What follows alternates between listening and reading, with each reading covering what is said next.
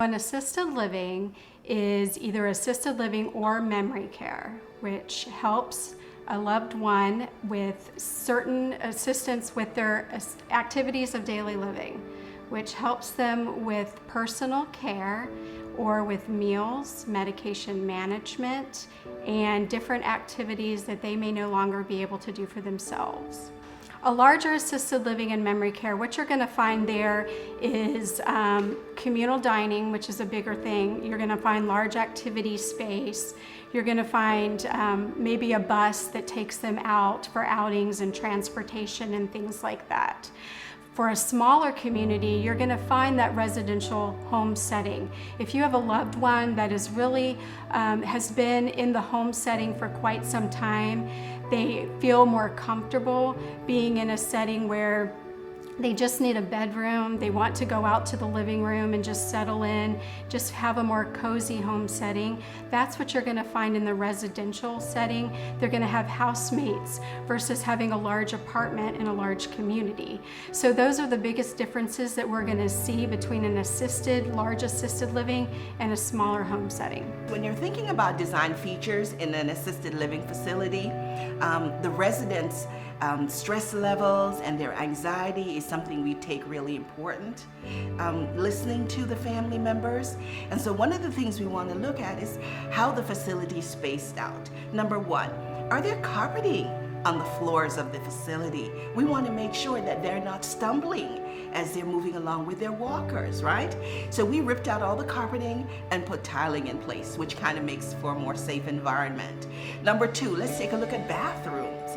You got to make sure their rails are in place and at the right levels. Because you're a senior, sometimes you start to maybe shrink a little bit. Your railings have to be a little bit lower so they can up and down fairly easily. So just two of the things that we think about. Number three, making sure that how we exit and enter the building is safe.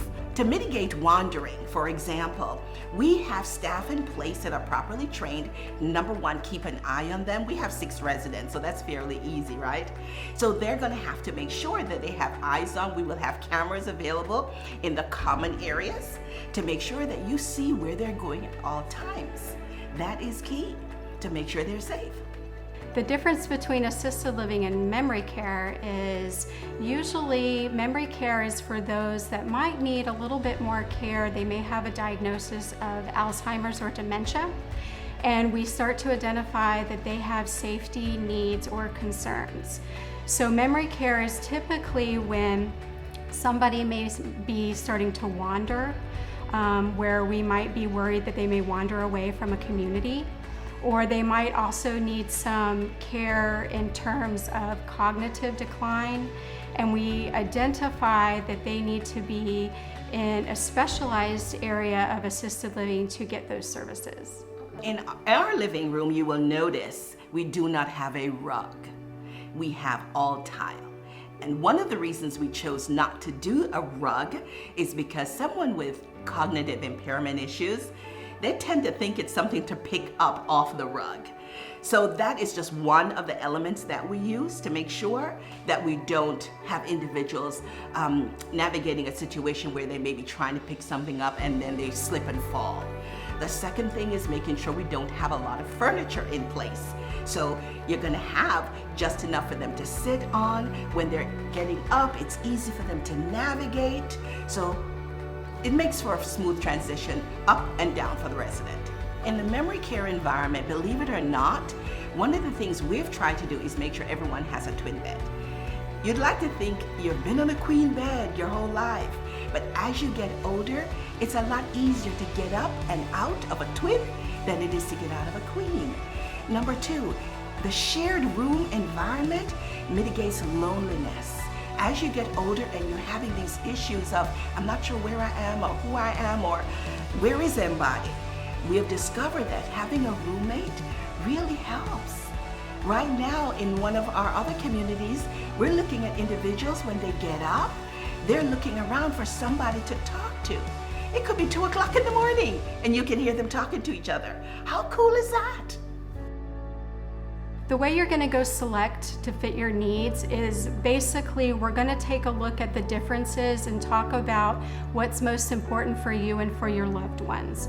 What I typically like to talk about with families is really take a look at what's most important to you and what your loved one needs. Are they walking independently, or are they using just a wheelchair?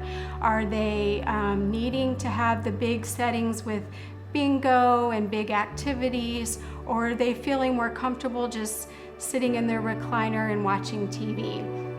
Do they feel overwhelmed maybe with a lot of people around them?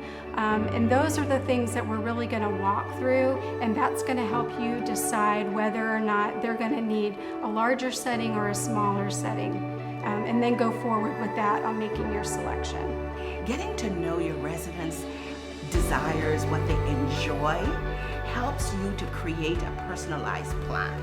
So if you enjoy art, then we're going to make sure that art is something that's incorporated whatever your activity time is. If you enjoy games, we make sure that's a part of what you enjoy. If you like the outdoors, there are individuals that really could care less about bingo, but they really enjoy the outdoors. They enjoy sitting out there and enjoying nature.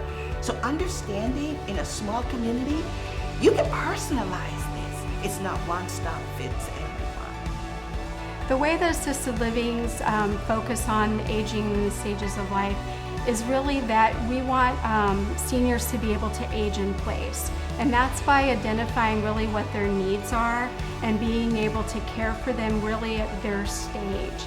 And what's great about that is we can bring in different, maybe third parties when needed. That might be home care, that might be hospice. So that way, when the time comes and they might need a higher level of care, maybe even higher than an assisted living licensure can provide, it allows them to be able to stay in the assisted living or memory care, whether it's a large community or small community, and will allow them to stay there versus going to a skilled facility.